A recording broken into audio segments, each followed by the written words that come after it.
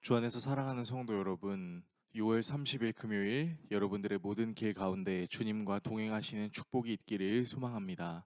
오늘 우리가 함께 묵상하실 하나님 말씀은 갈라디아서 3장 1절에서 14절의 말씀입니다. 어리석도다 갈라디아 사람들아, 예수 그리스도께서 십자가에 못 박히신 것이 너희 눈앞에 밝히 보이거늘 누가 너희를 꾀더냐.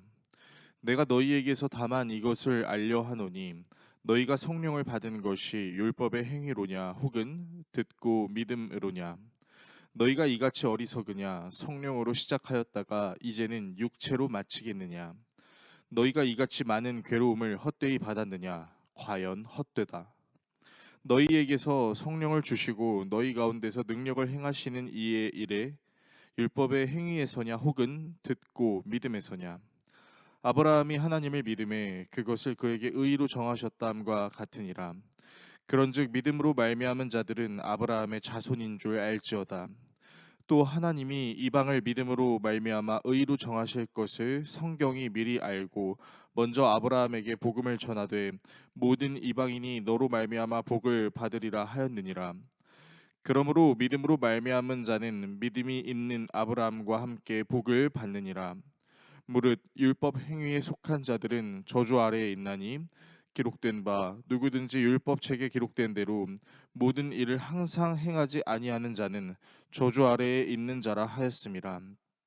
또 하나님 앞에서 아무도 율법으로 말미암아 의롭게 되지 못할 것이 분명하니 이는 의인은 믿음으로 말미암아 살리라 하였음이라.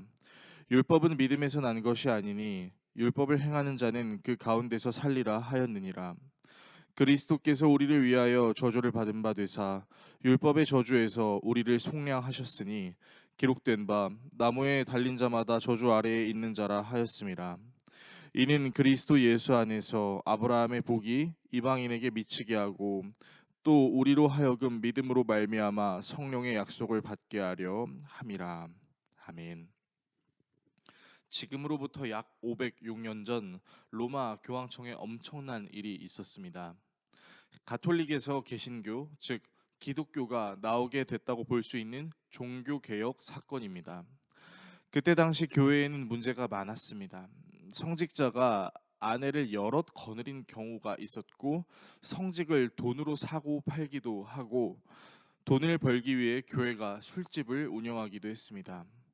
교회의 의무는 소홀히 한 채 오히려 시민들에게 재산을 빼앗거나 시민들을 마음대로 부리는 일들이 즐비했습니다.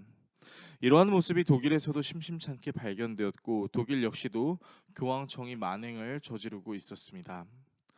로마 교황청은 베드로가 순교한 자리에 성 베드로 대성당을 다시 크게 짓기로 했기 때문에 많은 돈이 필요했고 이때 당시 교황이었던 레오 10세는 사치가 심했고 교회 재정은 점점 텅텅 비어져만 갔습니다.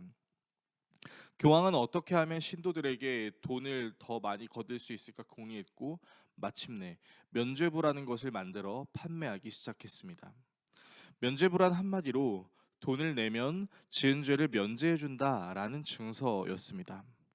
교황청은 면죄부를 더 많이 팔기 위해 갖은 수단을 사용을 하고 이 일을 두고 볼 수 없었던 사람이 결국 면죄부를 판매하는 것은 잘못된 일이라는 95개조의 반박문을 비텐베르크 성교회의 정문에 붙임으로 개혁을 시작합니다. 이 사람이 바로 독일의 종교개혁가 마틴 루터였습니다. 루터는 수도원 생활 7년 동안 남들보다 더 열심히 기도하고 금식하고 철저히 규칙을 지키며 살아온 사람이었지만 기쁨과 감사는 없고 도리어 죄책감만 더해져 가고 있었습니다. 그가 진정한 깨달음을 얻었었던 것은 1510년 로마의 성 베드로 사원의 거룩한 계단을 무릎으로 올라가던 수행을 하던 중 갑자기 떠오르게 된 말씀 때문이었습니다. 바로 로마서 1장 17절 오직 의인은 믿음으로 말미암아 살리라 라는 말씀입니다.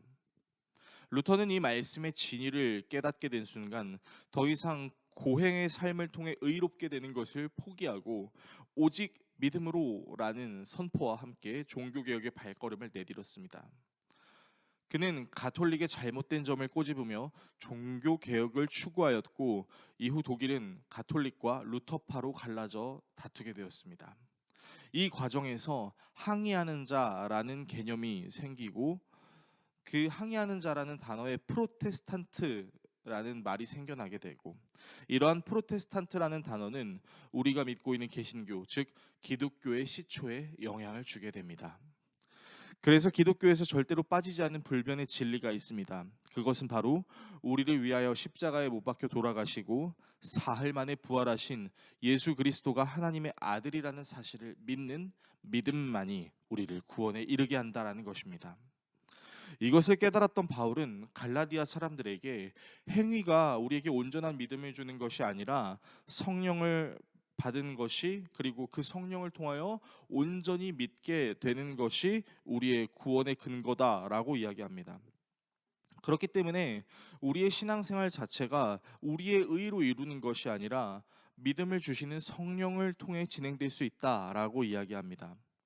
우리가 흔히 착각할 수 있는 것이 있는데, 그것은 우리가 믿음을 갖게 되는 사건은 기적이지만 그 이후에 믿음 생활을 유지하는 부분에 있어서는 우리의 노력이 주가 되지 않으면 안 된다라고 생각하는 것입니다.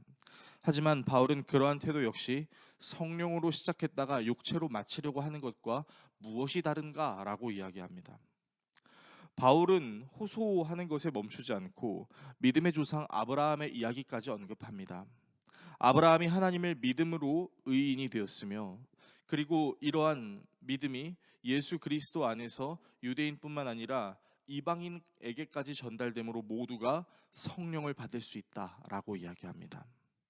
사랑하는 성도 여러분, 믿음은 우리의 의지를 동반하지만 우리의 의지가 우리의 모든 믿음을 이루는 것은 아닙니다.